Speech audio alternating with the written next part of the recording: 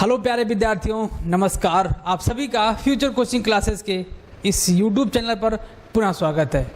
प्रश्नों का महाकुंभ का सीरीज आज 10वां होने वाला है। अभी तक हम लोगों ने 9 सीरीज देखा है, जिसमें TGT, PGT, KBS, UGC net और एलटी ग्रेड जीआईसी के पेपर को हमने टारगेट करते हुए ये सीरीज आगाज़ किया था। आज उसका 10वां सीरीज हम लेकर आए हुए हैं आपके सामने। चलिए देखते हैं आज का क्वेश्चन।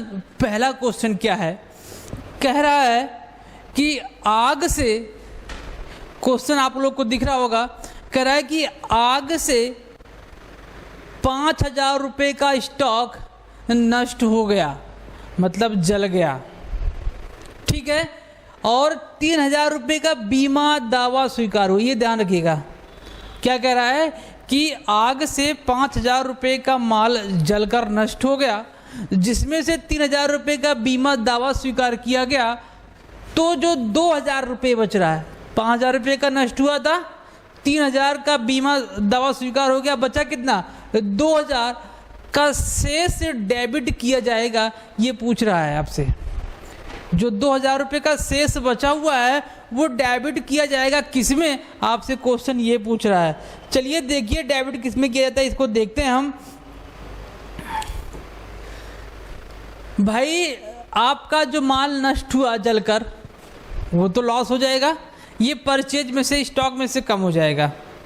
अगर ये वाला माइनस करेंगे तो परचेज में से कम हो जाएगा, ठीक है। लेकिन उसका क्लेम किया, इंश्योरेंस कराया गया था, उसका क्लेम किया, क्लेम से हमको 3,000 रुपये मिले, लेकिन फिर भी हमारा 2,000 रुपये का लॉस हुआ। अब आप बताइए, अगर आपका लॉस है तो लॉस कहाँ दिखाया जाता है भाई, पीएल के डेबिट में दिखाया जाता है। कहाँ पर दिखाया जाता है, पीएल अकाउंट के डेबिट में। ऑप्शन है, जी हाँ, आपका ऑप्शन सेकेंड ही है, लाभ हानि खाता के डीआर साइड में, लाभ हानि खाता में इसको दिखाया जाता है। तो मतलब कि कहाँ पर दिखाया जाएगा, प्रॉफिट एंड लॉस अकाउंट में, ठीक है, प्रॉफिट एंड लॉस अकाउंट में इसको दिखाया जाएगा, ठीक है। अगला क्वेश्चन देखते हैं क्या है ये।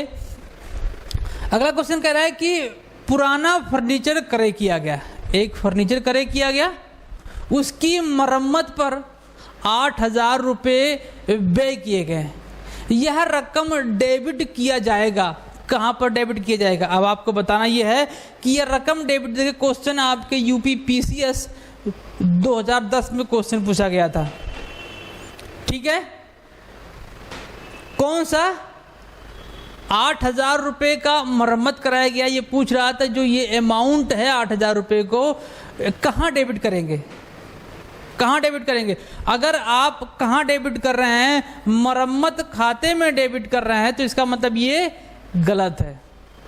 आप देखेंगे मरम्मत आपको दिखा, आपने मरम्मत को डेबिट कर दिया, यहीं पर गलत हो जाएगा। और आप इसी एरर को किस नाम से जानते हैं, प्रिंसिपल एरर के नाम से जाना जाता है, सैद्धांतिक जिसे बोलते हैं, प्रिंसिपल एरर के नाम से जाना जाता है। ये जब आप को नहीं पता है कि डेबिट में क्या दिखाना है और उसको गलती कर दिया आपने, तो ये गलती कौन सी कहलाएगी, प्रिंसिपल एरर कहलाएगी। और ये आपका जाएगा फर्नीचर खाते के डेबिट पक्ष में जाएगा। कहाँ जाएगा, फर्नीचर अकाउंट में इसको दिखाया जाएगा, ठीक है। क्यों, क्योंकि ये कैपिटलाइजेशन नेचर का होता है, और कैपिटलाइजेशन नेचर का जितना भी एक्सपेंस होगा, जिसके ऊपर खर्च किया गया, जो एसेट परचेज किया जा रहा है उस पर खर्च किया गया, उसके अमाउंट में वो जुड़ जाता है, ना कि उसकी अलग से सेपरेट एंट्री पास होती है। उसके अमाउंट में जोड़कर और फर्नीचर को डेबिट कर देंगे, ठीक है। चलिए नेक्स्ट क्वेश्चन देखते हैं क्या है। अगला क्वेश्चन आपका कह रहा है कि पेटेंट, क्वेश्चन नंबर 3 कह रहा है कि पेटेंट अधिकार मतलब कि क्या है भैया, ये पेटेंट और राइट्स पूछ रहा है। पेटेंट राइट्स होता क्या आपका, सबसे पहले ये जान लो, पेटेंट राइट्स आपका इंटेंजिबल एसेट्स होता है। क्या होता है, इंटेंजिबल,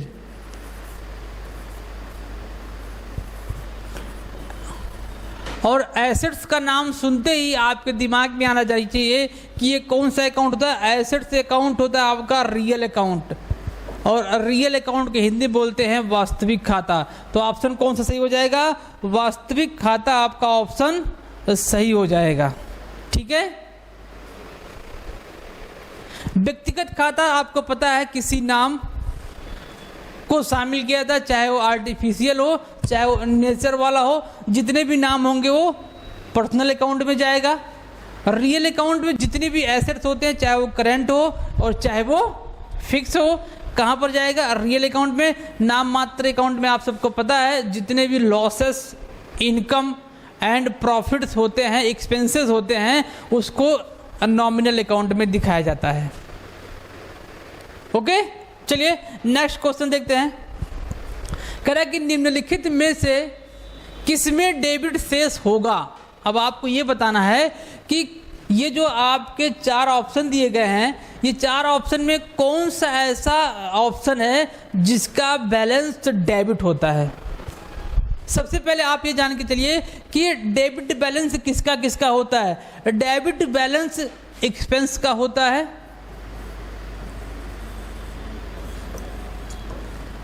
संपत्तियों का होता है, एसेट्स का होता है डेबिट बैलेंस, और आपका लॉस का होगा डेबिट बैलेंस। ठीक है। क्रेडिट किसका होता है? प्रॉफिट का क्रेडिट बैलेंस होता है। ठीक है। आपका लायबिलिटीज का क्रेडिट बैलेंस होता है, लायबिलिटीज का। कैपिटल का क्रेडिट बैलेंस होता है। ये 3-4 आपके मैंने लिखाया है, एक्सपेंस डेबिट, एसेट्स डेबिट और losses debit. Incomes and profit credit, liability जितने भी वो भी क्रेडिट बैलेंस होगा, और आपका कैपिटल क्रेडिट बैलेंस। अब आप ये देखिए कि इस ऑप्शन में इसमें कौन आ रहा है। सबसे पहले देखिए इनकम रिसीव इन एडवांस। अब आप देखिए कोई भी जब आपको इनकम रिसीव एडवांस में हो जाएगा तो आप इनकम शब्द देखें और आपने बता दिया कि भाई ये इनकम प्रॉफिट के समकक्ष है, तो आप कहेंगे प्रॉफिट, इसका मतलब सीआर बैलेंस होता है। तो यहीं पर क्या हो जाएगा? मामला गड़बड़ हो जाएगा, क्यों? ये इनकम नहीं है, इनकम रिसीव हुआ है, लेकिन ये क्या है? एडवांस है। एडवांस हमेशा जब आप रिसीव करेंगे तो क्या बन जाएगा? लायबिलिटी बन जाएगा। क्या बन जाएगा? लायबिलिटी। वो तो बात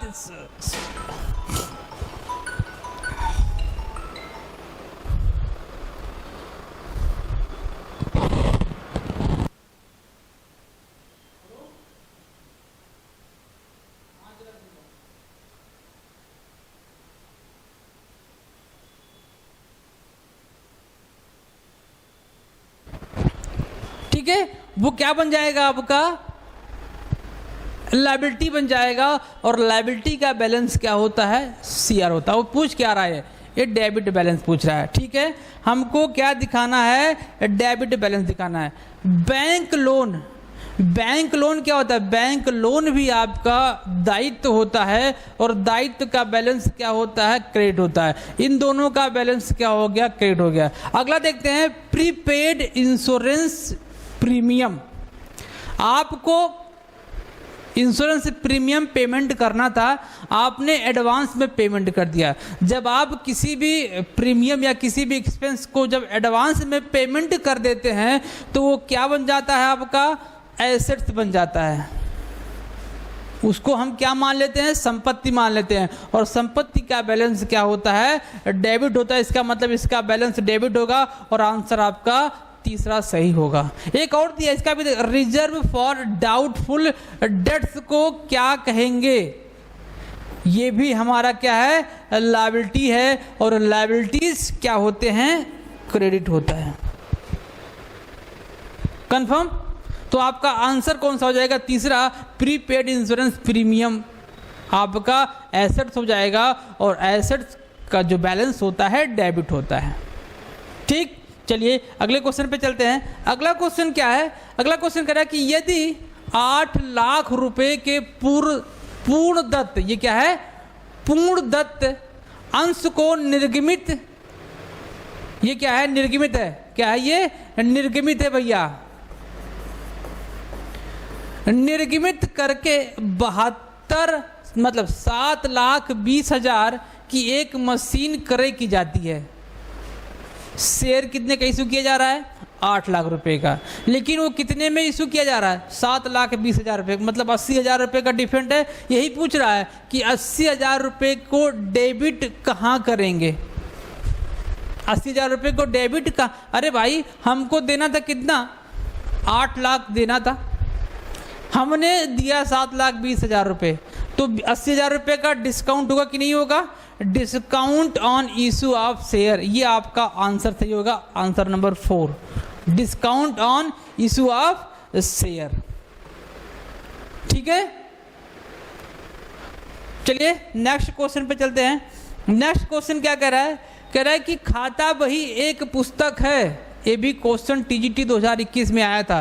खाता बही कौन सा पुस्तक है भाई? अगर हम खाता बही की बात करें तो ये फाइनल अकाउंट है, फाइनल जर्नल एंट्री है, इसे क्या बोलते हैं? Final journal. अगर हम मूल प्रविष्टि की बात करें, किसकी बात करें? मूल प्रविष्टि की बात करें, प्राइम जिसे बोलते हैं, वो आपका क्या हो जाएगा? जर्नल एंट्री हो जाएगा, जर्नल एंट्री। कई बार क्वेश्चन यहाँ से पूछा है, ऐसे क्या पूछा? कई बार क्वेश्चन पूछा है। देखिएगा, मूल प्रविष्टि अगर पूछे तो जर्नल एंट्री होगा, अगर अंतिम प्रविष्टि होगा तो क्या होगा? लेजर होगा, खाता बही होगा। ठीक है, चलिए अगले क्वेश्चन पे चलते हैं। अगला क्वेश्चन देखिए क्या कह रहा है।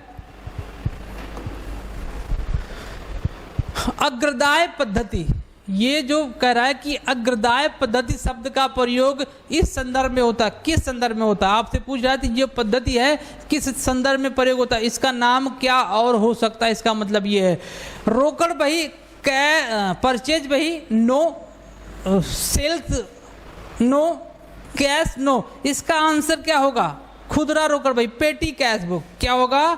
पेटी कैश बुक को हम अग्रदाय पद्धति के तहत प्रयोग करते हैं। ठीक है, किसके तहत? अग्रदाय पद्धति कहां प्रयोग होता है? खुदरा रोकड़ बही में प्रयोग होता है। ओके, नेक्स्ट क्वेश्चन चलिए चलते हैं। क्या कह रहा है अगला क्वेश्चन? जनवरी, 1 जनवरी को, ध्यान दीजिए डेट, 1 जनवरी को एक्स ने वाई पर, किस पर? ये वाई है, क्या ये? वाई है। एक्स ने वाई पर 3 माह का बिल लिखा। किसके, किस पर? एक्स ने वाई पर। ये क्वेश्चन में थोड़ा सा मिसप्रिंटिंग हो गया है। एक्स ने वाई पर 3 माह का बिल लिखा। उसकी वैल्यू कितनी थी? 20,000 रुपये। बिल बैंकर से 100 रुपये में क्या करा लिया गया? बट्टे पर डिस्काउंटेड करा लिया गया, मतलब कि भुना लिया गया। ठीक है, आगे क्या करा लिया गया? भुगतान तिथि पर वापसी बिल अनादृत हो गया, डिसऑनर हो गया भैया। क्या हो गया? डिसऑनर हो गया। एक्स की बहियों में अनादर हेतु बैंक का खाता किया जाएगा। भाई कह रहा है कि जो हमने बिल को बैंक से डिस्काउंटेड कराया था, उसने वाई ने उसका बिल का भुगतान नहीं किया। इसका मतलब डिसऑनर हो गया। अब वही पूछा, जो डिसऑनर हुआ है जब, तब एक्स की पुस्तकों में, एक्स की बुक्स में कितने अमाउंट का एंट्री करेंगे? भाई वो जो 100 रुपये का डिस्काउंट हुआ था ना, वो बैंक ले गया, उसको बैंक का इनकम हो गया, उसको हम भूल जाएंगे। हम टोटल वैल्यू से क्या करेंगे? एंट्री करेंगे। मतलब कि ऑप्शन सेकेंड 20,000 रुपये। कितने से? ऑप्शन सेकेंड 20,000 रुपये से हम एंट्री करेंगे।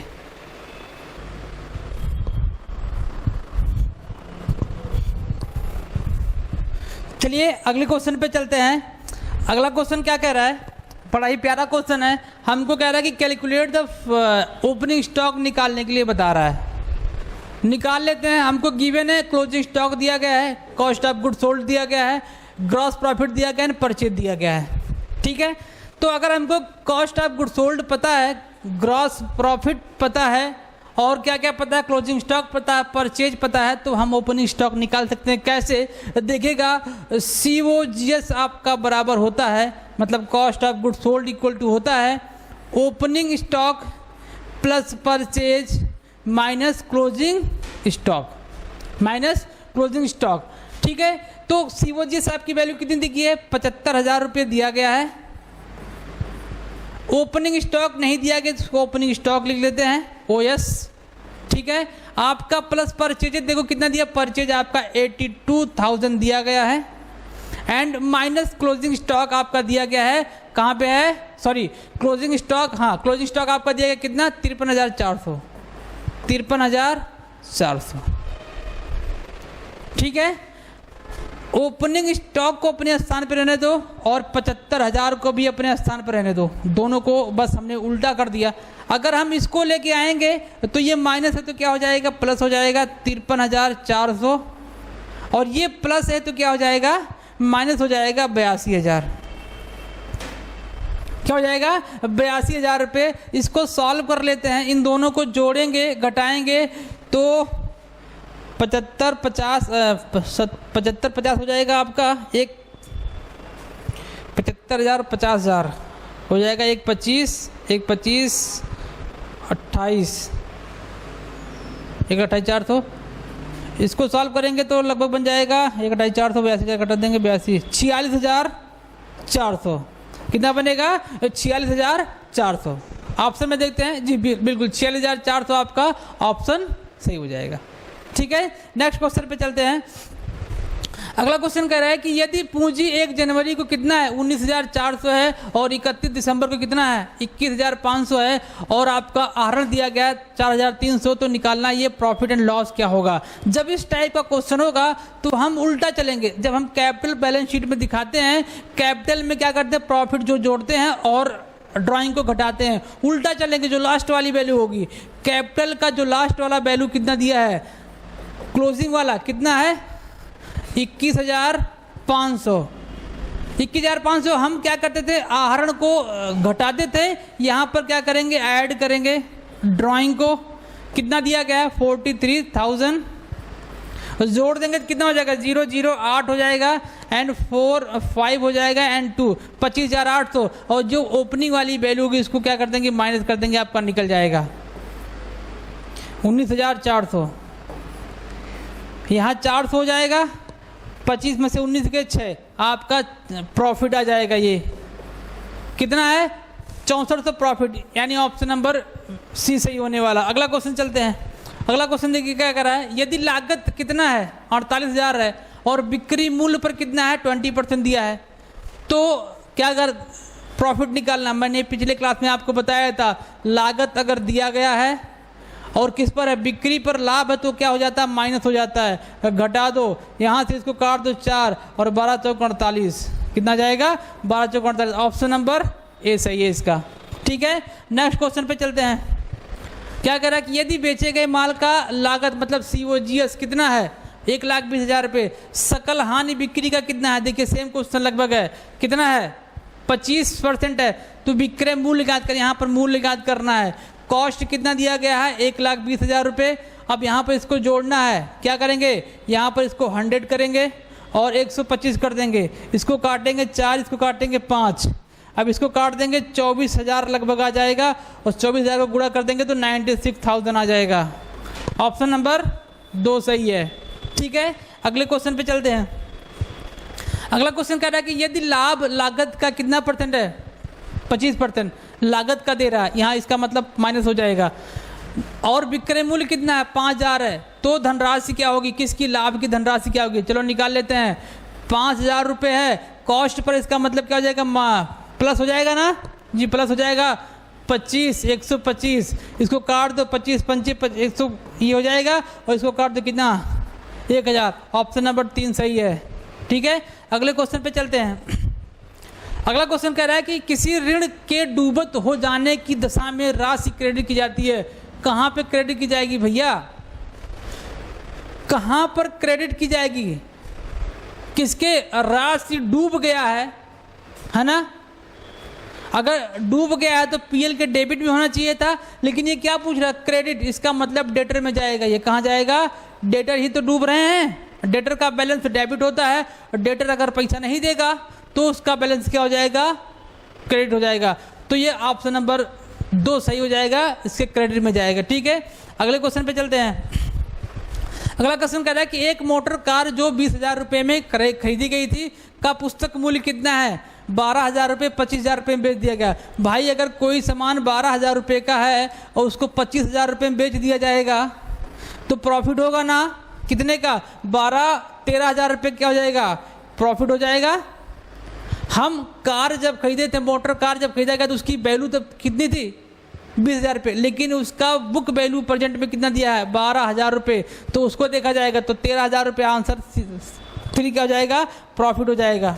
ओके, कह रहा है कि ए और बी 2 के अनुपात में लाभ हानियों को बांटते हुए साझेदार हैं।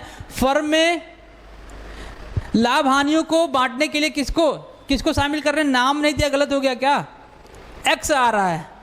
फर्म के लाभ और हानियों को 1/3 के लिए किसको शामिल कर रहे हैं, एक्स को शामिल कर रहे हैं, साझेदार के रूप में शामिल किया गया है। कह रहा है कि ए बी और एक्स का न्यू रेशियो निकालिए। न्यू रेशियो कैसे निकलेगा भाई, देखिएगा, जब नया पार्टनर आएगा तो एज्यूम कर लेंगे 1 में से जितना पोर्शन उसको दिया जाएगा उसको माइनस कर देंगे, तो यहाँ पर 2/3 आ जाएगा।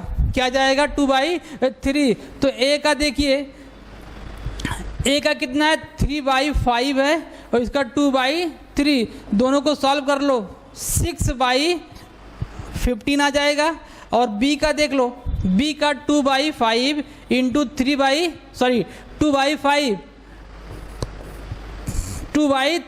कितना जाएगा, 4/15 हो जाएगा। और देखो किसका, एक्स का देख लो, एक्स कितने के लिए आ रहा है, 3 के लिए आ रहा है। तो सब में 15 है, इसको 15 लाने के लिए हम क्या कर देंगे, 5 से मल्टीप्लाई कर देंगे नीचे ऊपर दोनों में, तो कितना जाएगा, 5/15 हो जाएगा। तो रेशियो क्या बना, 2:4:5, 2:4:5 ऐसा पड़ रहा है क्या,